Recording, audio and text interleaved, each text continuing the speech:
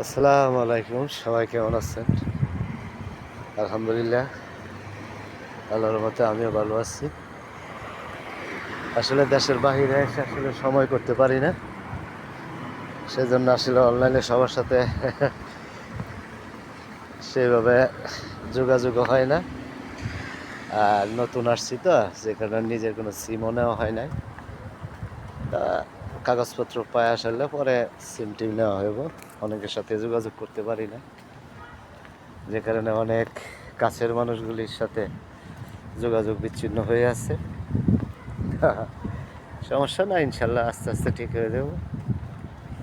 আর এই মুহূর্তে একমাত্র ফেসবুকের মেসেঞ্জারেই মোটামুটি যাদেরকে অনলাইনে পাই তাদের সাথে যোগাযোগ হয়।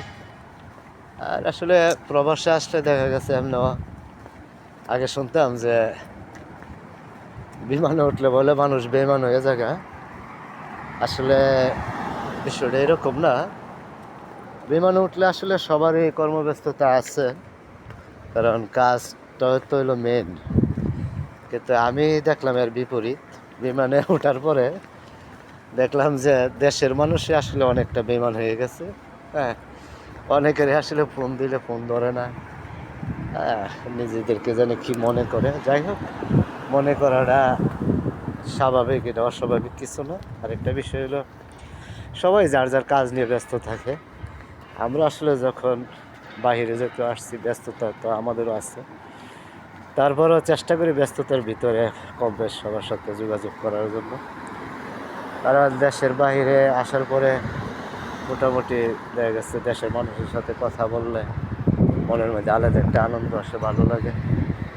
এটাই আর কি, আর কিছু না। যাই হোক, সবাই ভালো থাকেন, সুস্থ থাকেন, নিরাপদ থাকেন ইনশাল্লাহ। আসসালামু আলাইকুম, ওয়ালাইকুম আসসালাম রহমতুল্লাহ।